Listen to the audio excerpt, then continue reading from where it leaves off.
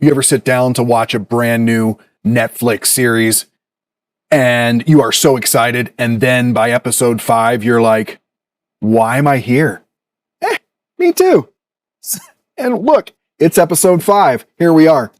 Hi, my name's Rob, and you have found yourself at episode 5 in a series about intercom concepts. These are the building blocks that your Matrix Intercom uses to keep those users' fingers spinning and humming along, taking care of themselves and their own needs on their show. The building blocks. We talk about these. They are brand agnostic. You can use these concepts on any type of intercom that you might be using. I do want to say these concepts are not invented by me. They are very well documented in these manuals, which can be found online, links in the description, and you will find explanations of all this stuff in those manuals. Check them out. So, what do we talk about in this series? In case you've just stumbled into episode 5, we talk about these things: names, use, how does it work, and then most of the time we do some drawing. Not going to be any drawing in this video, just letting you know. And we program mainly on RTS. I will do some more of these in the different brands coming around, but RTS programming. So let's jump right into this. Last episode, special lists. Yes, aren't you excited? I do need to say, though, that this is not your mother's belt pack system. We are not talking about a Clearcom Encore or a RTS BP or maybe some of your other 1-channel or 2-channel belt pack systems. This is a PC configured, highly customizable Matrix software server and remotes or key panels. So let's talk about the idea of an SL or a special list. This is the RTS name is SL, special list. It also might be known as a group. And both of these tend to make sense. Riedel and Clearcom call this a group. And FreeSpeak even calls this a group. I'm not sure about HelixNet. I don't know that one inside and out like I should. But most importantly, what it is not is a channel. In the RTS and the Riedel world, a channel is the equivalent of a party line. And a group, or this SL equivalent, is like basically pressing multiple buttons at once. Multiple sends is a group. Communal conversation is a channel or a party line. Okay? So, let's move on. Where is this used? Where is this concept appropriate? Okay, so this use is in the idea of pressing multiple keys at once. This is going to be a concept of, I could do this if I had all the keys and all the fingers. I could accomplish this same concept. And that comes into be a benefit in avoiding putting multiple keys that just take up space, or making multiple calls at once and asking for a response. So you might want to think of this in addressing multiple people at once. For instance, the example that will come up later is a tape room. In my example, there are 3 tape operators in the tape room. If you're the producer, you want to talk to all of them at once and ask for something and from the entire group, you can press a special list button that has all of those tape operators. Okay? That makes sense. The next line is initiating a conversation with a group. Like I just said, you want to talk to everyone. And the reason I say this in steps is because it might break apart and the usefulness might stop, or it might continue on and you want to continue in the group. And I just need to say, the reason there isn't any drawing in this, and it's going to be a shorter video, is because this concept is a simple to execute but the workflow experience for you and your users needs to be understood by you. So I'm going to let you just sit and marinate with this concept. So I'm going to explain it, but then I'm going to let you just sit back and ponder it. And the other reason is, as an American in sports, I don't use this idea as much as other countries or industries. So my personal experience with this concept is a lot lower. So I'm not going to give examples that I'm not confident in, and then the whole discussion becomes about how it's wrong. So it's a very powerful concept in the intercom, and people use it, but I don't a ton. So please feel free to discuss and push back on where you use it. And what I do use as a close approximation with upsides and downsides is a party line. And the party line does most of the things that a special list would do. Don't flame me. I know there's reasons that a special list is better. I know there's ones that it's worse. But if you say, oh, it's the exact same thing as a party line, it's not. But the end result, you might be getting the group conversations that you want out of a party line and feel that SLs is stupid. That's fair, but we're here to explain the concept. So if I, as the producer, press down on a group conversation and ask the 3 tape operators, who has the next commercial break? The tape operator that has the commercial break may respond to the group, the SL, and say, that's in blue. And then the 2 other tape operators heard the response. They know that no response is needed from them, and they can just go on with their lives. The question was asked, the question was answered in the special list. And so that is optionally continuing the group conversation.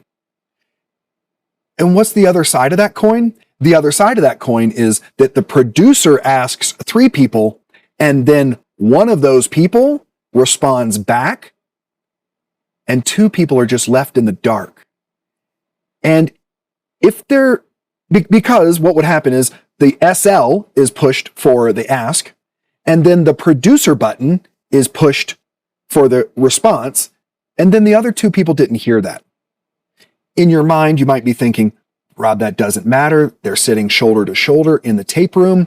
Yes, that is exactly right, and it might be what happens. But if they're not shoulder to shoulder, the 3 people asked and the 1 answer is kind of a dead end, and it can confuse some people. Okay? And then the other side where that might actually be a good thing is this last primary, finding someone who moves between locations. And that will be the other example that I show in the programming. In my example, the engineer might be at his desk, or he might be at where he does his patching or something. And those are steps away, maybe even through a door. And so the engineer might be at one panel, or he might be at another. And we don't want to occupy keys. We don't want to confuse people. And so we have a multi-destination ask and then a single destination response. And that's appropriate. Both special lists. And as a free bonus episode, addressing multiple talent at once. There is a concept. It is a separate concept, but it acts exactly the same. An IFB special list. And that, my friend, is very powerful, and you should explore it. So, how does this work for each person? Let's see. In a small group like the tape room, every member of the special list will also have the key. And so if one person presses, they all hear it. If another person presses, they all hear it. Another person presses, they all hear it. And in this way, when they are each asking and answering, they're addressing the same people all the time, and the conversation is happening in a group way. And that's cool. It's kind of like a party line. If you have 3 people and they each have the key, then these 3 people, they don't know they're not in a party line, except for a couple very small differences. A party line must be entered. You must lift to listen to hear the traffic. In other words, the party line can be just going, and if you're not listening, you're out of the loop. So it's almost like a lean in to hear.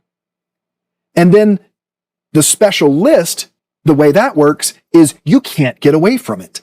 If somebody presses the button and you're in the list, that traffic is in your ear. That's a good thing or that's a bad thing. And then the other thing that's good about a special list is when the button is pressed and the people are addressed, the person receiving the call can see a tally or a blinking on the person that initiated the call. And so, in our second example, moving target, only others have the key. The way that would work is if the producer wants to find the engineer at his 2 panels, then the call goes out to the 2 panels, and on each panel, the producer's light is blinking, and whether the engineer is here or here, he can tell who's calling and call them right back. So the producer calls the engineer. He happens to be sitting at his desk.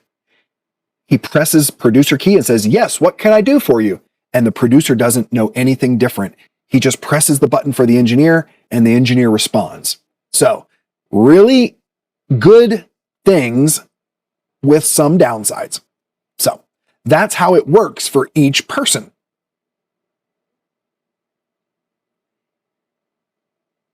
We're actually going to skip the signal flow because I think that the most insight from this concept comes from the RTS programming page. When we fire up this AZ Edit program, you're going to see how to program this and it's going to make sense. And then you're going to need to decide when and where to use it. So let's program. And as we get started, you want to go ahead and find these 4 pages so you can follow along in your own copy of AZ Edit. Just remember, I am attached to a live intercom, so there are some things that may act differently for me than for you, and preferences that are set in AZ Edit. So your mileage may vary. But go ahead and find these pages, alphas for special lists, and then the special list, of course, key panels, and the all telling cross points panel. So let's go to the AZ Edit computer, and then I know you guys are excited about this, going into my box, because, you know, you guys need to see that full screen goodness. Okay, so drop down next to the alphas, gives us special lists, and bonus video. Everything that we learn about special lists can also be applied to IFB special lists, which is right there next to it. So alphas for special lists. And just as you're naming this, remember the alpha is what your users see. And that will be apparent here. I'm going to name this. This is the first, I'm going to do the EIC's example. So EIC sits in 2 different places. EIC is the name, and my note says EIC in 2 locations. We're going to name it, and then special lists here. Even the icon for special list is a little bit indicative of how this works. One button presses many. So you press this. So when someone presses EIC, what buttons should I press for them? And here you can see I have EIC 1 and EIC 2. I kind of feel like the entire video could be wrapped up in this. EIC presses buttons EIC 1 and EIC 2, right? So we're going to control click this second one, add to the special list. There is a little bit of stuff that is hidden in here with the relays, which if we were worried about like maybe a mission that involved two-way radios, this would be great. And there's some advantages here because you can automatically program a relay, but not for this video, not for this level of talk. So now you can see that there are 2 check marks there in the column for being a special list member, and boom, Bob is uncle. So then we're going to go to a key panel. Let's just say it's the directors. And I normally, when you have like engineer and comms, I put these all the way to the right where I can put them and leave them on every single panel. They're always in the same place. So it might be EIC right here. And look, it's a different color, different logic type, different concept. So that's cool, right? Now, do you really, if this is how this worked, would you really want to listen to the engineer at both desks? No. And in this example, do we even need to listen to the engineer? No. Do we even need to listen to the engineer to hear his response? No. Because the special list will have that director key blinking on the engineer's panel, and he is going to press. He's going to lean forward and talk back to this director. So you could take this out. Arguments for that. Definitely. So you have now programmed and placed an engineering special list into a key panel. I'm going to send this change. Look at all those things we did. Boom, boom. And let's go prove this to ourselves. Cross points. Remember this all important page? The director is currently talking to nobody. Okay? But let's go simulate the key press because I have a key intercom attached. We're going to go back and we're going to right click, turn key on. Now we're going to go to the cross points and we will see that the director is talking to engineering 1 and engineering 2. There you go. So one more little thing, if you wanted to fully understand this concept, you can go back to special lists and you can actually latch disable this every time it's placed. So let's do that and we'll send the change to make sure that the intercom gets it. And now let's go to the producers panel and do the same thing. When we put him in EIC, boom, look, the disable check mark has been thrown. We could take this listen out and we are done. So that's about it for the playlist, for the concepts. Man, I'm ready. I'm ready to be done with this. I'm ready to hear back from you guys and start a new concept, throw a new thing into the desk here and talk it out. So please, as always, like, subscribe. That helps me a lot on my channel. I never knew that, but it really does. When you guys like and subscribe, it helps like crazy. So do that and reach out. Quick questions, you can always find my phone number and text me or reach out on socials. You can also find my website and you can reach out to me there. And that's onsetserve.com. We do full value consultations by the hour. You can actually put yourself on my website. And instead of talking to the masses, I'll be talking to you and your intercom questions. So reach out. We will see you down the road.